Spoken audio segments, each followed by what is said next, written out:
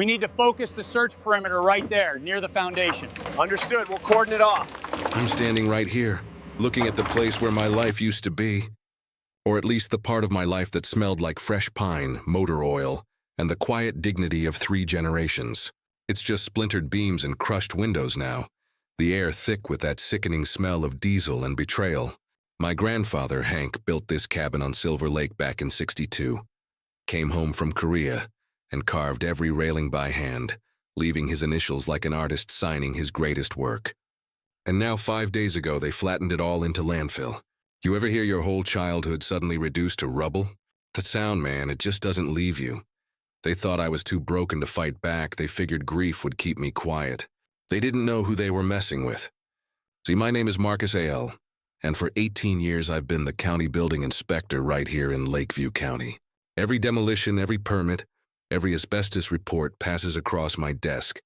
I don't just know the rules, I wrote the book, which means I know exactly how to legally bury someone who decides to shred the law. Let me rewind a bit. 6 weeks before the rubble, before that smell got into my skin, my father died. Heart attack in his recliner, Braves game still on. He was my last link to this cabin, this legacy. It wasn't just a house, it was a promise we made. To retire here together. Fishing off the same dock Hank built. After the funeral, I was handling the estate stuff down in Atlanta when the certified letter arrived. It was from the Pine Hollow Shores Homeowners Association, claiming my grandfather's cabin was a visual blight on their community property values. 14 days to repaint, remove the dock and tear down Hank's old tool shed, or they'd do it for me at my expense. The sheer audacity of it burned. My cabin sat here 40 years before their HOA even existed. I had the deeds, the maps, the grandfathered permits. We were legally untouchable. But the HOA president, Clara Whitford, she didn't care about legality. She cared about control. I flew home and requested an emergency board meeting, maybe naive enough to think if I just showed them the paperwork, they'd back off. Instead, I walked into a tribunal. Clara, in her sharp white blazer, sat at the head of a folding table, smelling of store-bought arrogance. "Mr. Ale," she cooed, voice dipped in artificial sympathy. "We respect your family's history, but rules are rules." I laid out the documents. Grandfathered exemption, county code, the deed. She didn't even glance down. "We've consulted attorneys. Your non-compliance is documented. 14 days or we take corrective action." "Corrective action?" I asked, keeping the tremor out of my voice. "You mean demolition?" She smiled, but her eyes didn't move. "If necessary." The guy next to her, tanned and smug, was her son, Derek Whitford, owner of Whitford & Sons Construction. Suddenly, her corrective action made perfect nauseating sense. The board voted 6-0. Authorization granted. I left that meeting telling myself I'd handle it through the right channels, file the injunction.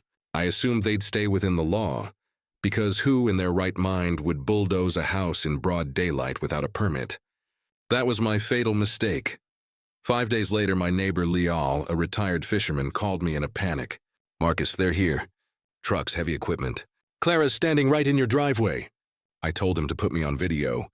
What I saw made my blood freeze. A bulldozer blade biting into Hank's porch like it was cardboard. The railing he carved splitting in half. Diesel smoke rolling across the lake. I called the sheriff right then, still watching it on my phone. They put me on hold, and all I could hear was the sound of my family's history turning to dust. When the dispatcher came back, her tone shifted to bureaucratic indifference.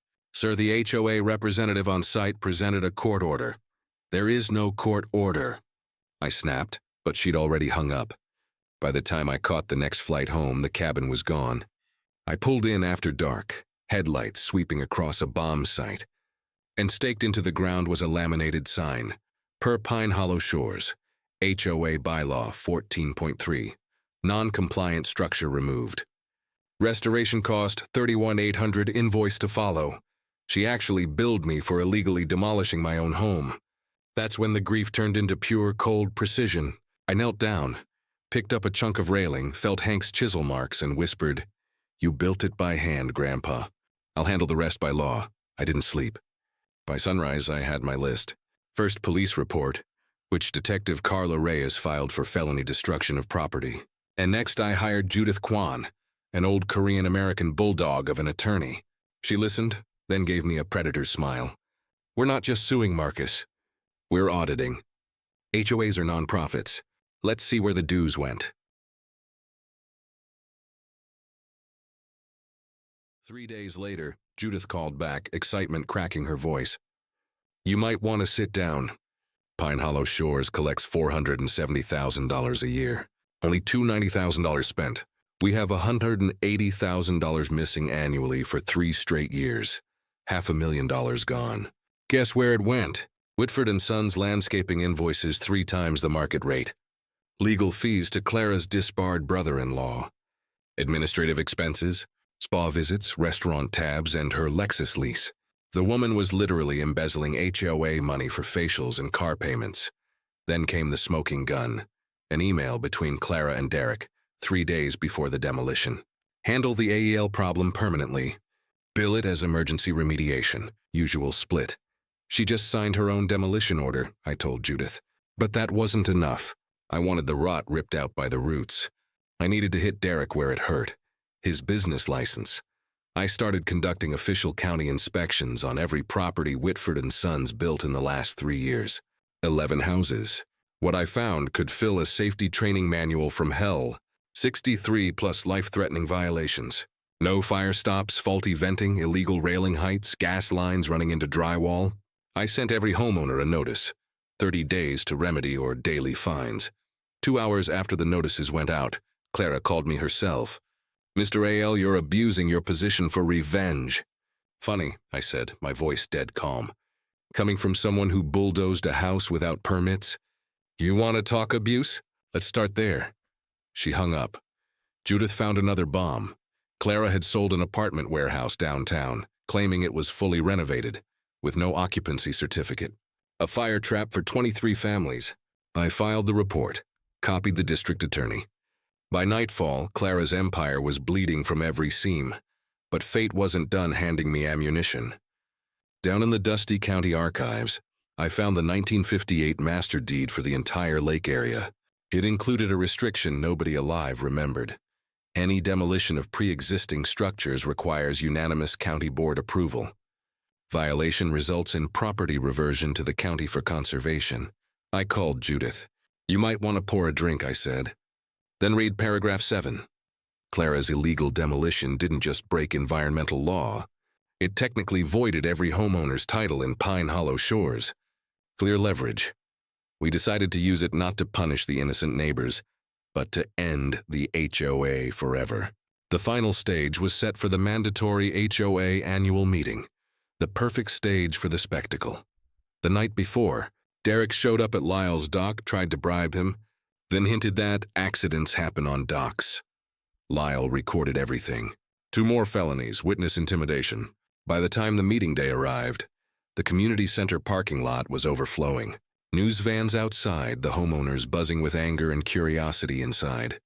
I walked in wearing my county badge, not as a weapon, but as a witness.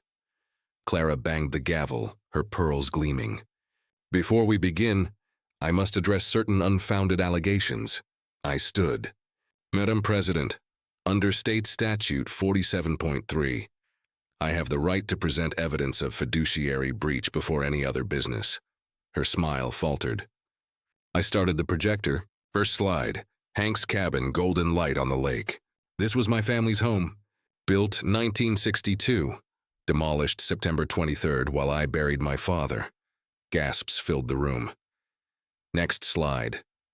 Video footage. Clara in my driveway directing the bulldozer. Wood cracking. Dust rising. I said felony destruction of property and environmental contamination. Judith took over. Your dues? $470,000 a year. Only $290 spent. Here's where the rest went.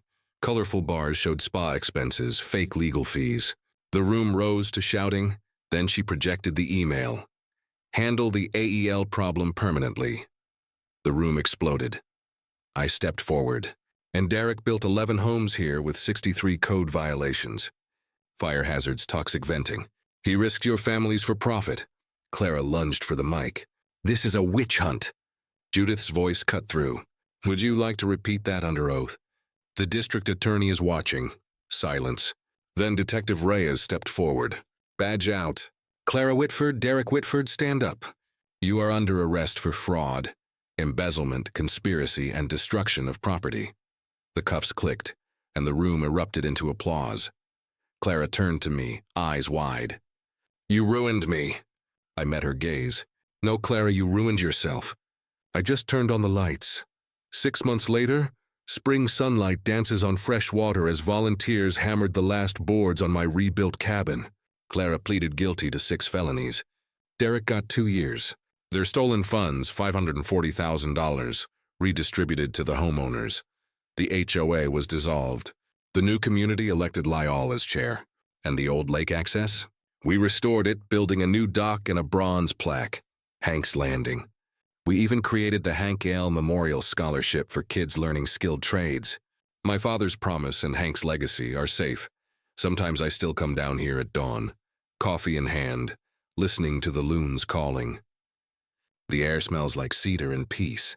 If there's one thing I've learned, it's that bullies hide behind paperwork until someone reads the fine print louder than they do. My grandfather built with wood. I build with law. Different tools, same purpose, to make something that lasts. So if you're watching this and your HOA is measuring your grass or sending threatening letters, don't roll over. Check the records. Talk to your neighbors. Demand transparency. Because sometimes the quiet guy with a toolbox and a badge is the storm coming for the tyrants. Drop your own HOA stories in the comments below. Tell me what battles you've fought and what lines you've drawn in your own yard.